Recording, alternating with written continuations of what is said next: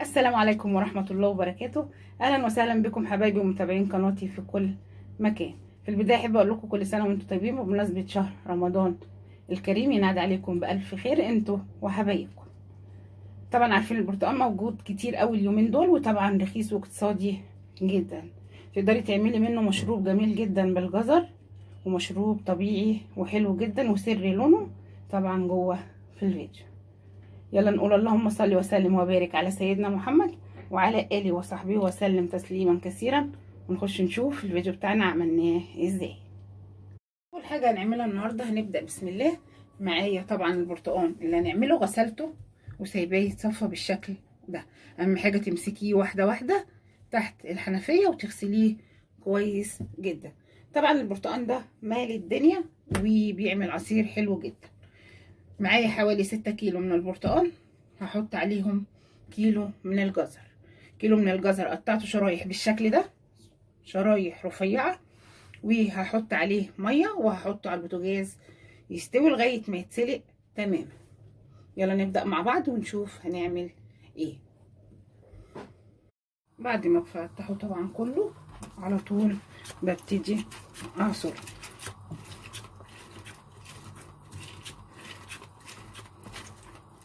بأي طريقة عندك تقدري تعصري. لو عندك عصارة كهرباء بيبقى طبعا احسن، بس انا بقولك ابسط طريقة. طبعا بمسكه افتحه كله الاول بالسكينة، وبعد كده على طول ببتدي اعصر.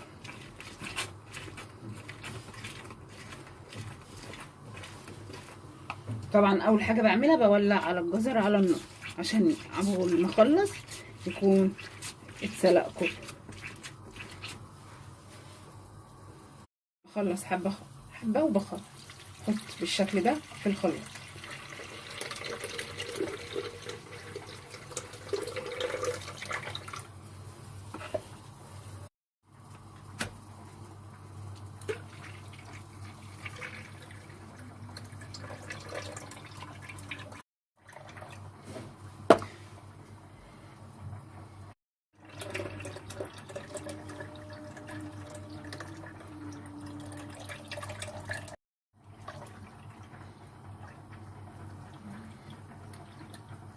خلصت كل الكمية اللي معايا بالشكل ده.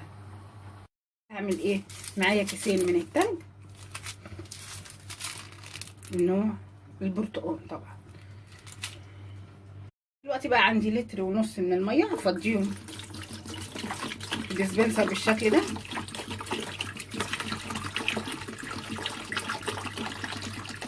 لكل كيس تلج هاخد عليه لتر الا ربع. طبعا هو بيتحط له لتر كامل بس احنا عايزينه مركز شويه. هفتح التانك وافضيه بالشكل ده.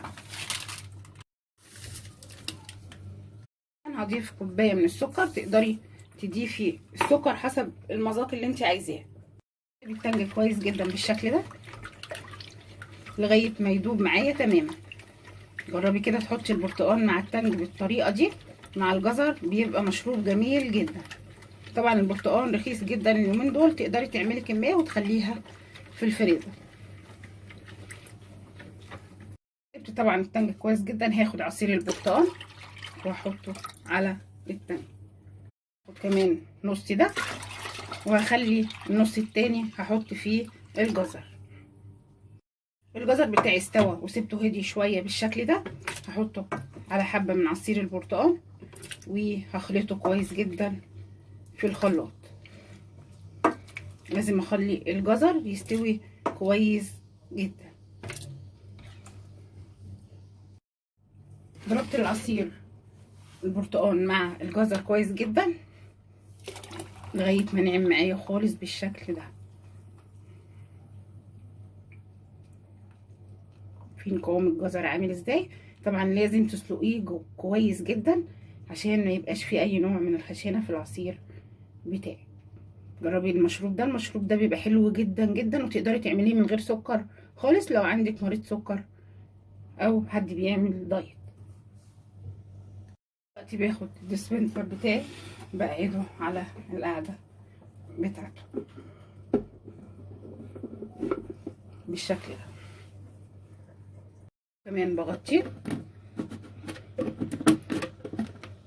تقدري تقدميه بالشكل الحلو ده على سفرتك في رمضان لو عندك اي ضيوف، بيبقى حلو جدا كده. لما باجي استخدمه بصب منه بالشكل ده، طبعا هنقدمه في كوبايات التقديم.